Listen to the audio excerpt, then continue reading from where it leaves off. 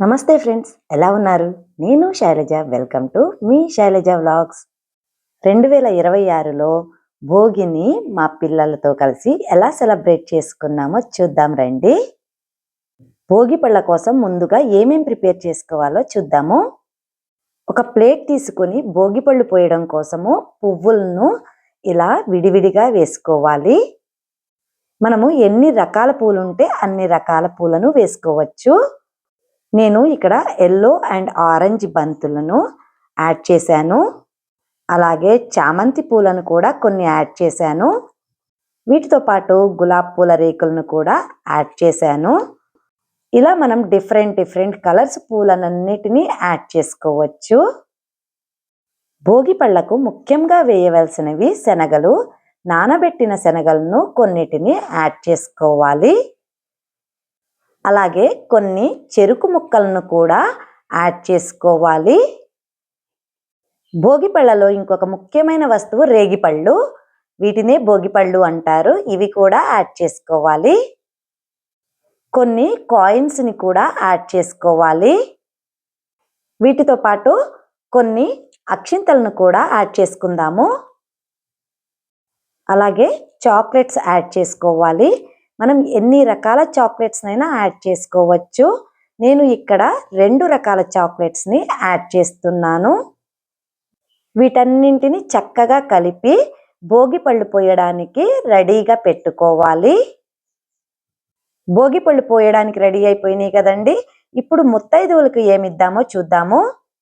నేనైతే ముత్తైదువులకు 9 రకాలు పెట్టాలనుకున్నాను. అందుకని 2 పూర్ణాలు, 2 గారెలు, అలాగే కొంచెం పాయసము, దాంతోపాటు కొద్దిగా పులిహార, తాంబూలము, అలాగే కొన్ని నానబెట్టిన శనగలు, అలాగే భోగి పళ్ళతో యూజ్ చేసే కొన్ని రేగిపళ్ళు కూడా యాడ్ చేశాను.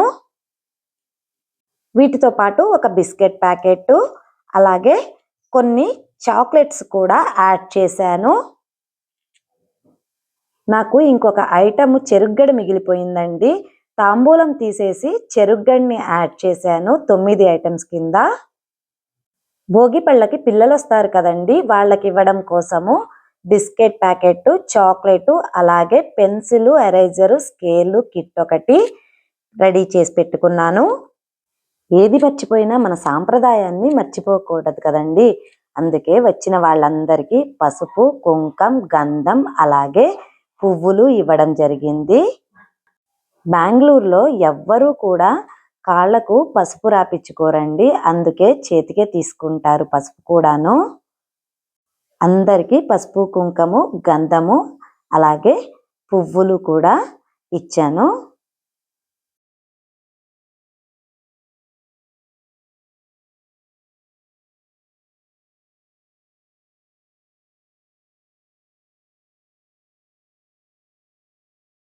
ఇప్పుడు పిల్లలకు భోగి పళ్ళు పోద్దాం రండి.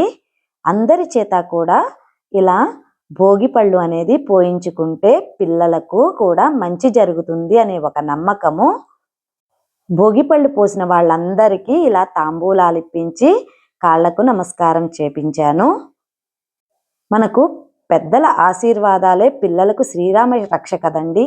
అందుకని చెప్పి ఇలా ఆశీర్వాదం అయితే ఇప్పించాను. ఇలా భోగి పళ్ళు పోయడం వల్ల, ఆశీర్వాదాలు ఇప్పించడం వల్ల భోగ భాగ్యాలతో పిల్లలు నిండు నూరేళ్లు ఉంటారని ఒక నమ్మకము. ఫైనల్గా నా వంతు వచ్చింది భోగి పళ్ళు పోయడానికి మా పిల్లలకు.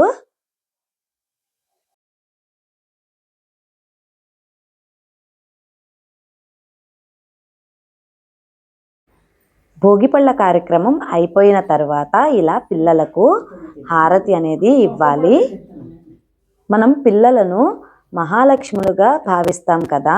కార్యక్రమం అయిపోయిన తర్వాత ఇలా హారతి అనేది కంపల్సరీగా ఇవ్వాలి. ఇలా హారతులు ఇచ్చిన తరువాత ఇంకొక ముఖ్యమైన ఘట్టం కూడా ఉందండి. అది తప్పకుండా చేయాలి. అది చేయకపోతే కనుక పిల్లలు రాత్రి అనేది నిద్రపోరు. అదేమిటో ఇప్పుడు చూద్దాము. ఎవరి కళ్ళు ఎలా ఉంటాయో తెలియదు కదండి. అందుకని ఫైనల్‌గా మన పిల్లలకైతే దిష్టి అయితే తీసేసుకోవాలి. ఇలా దిష్టి తీయడం వల్ల వాళ్ళు ప్రశాంతంగా ఉంటారు. ఒకవేళ దృష్టి కనుక తీయకపోతే పిల్లలు ఇబ్బంది పడతారండి. ఇది మాత్రం కంపల్సరీగా చేయండి. మీరు ఏ కార్యక్రమం చేసుకున్నా కూడా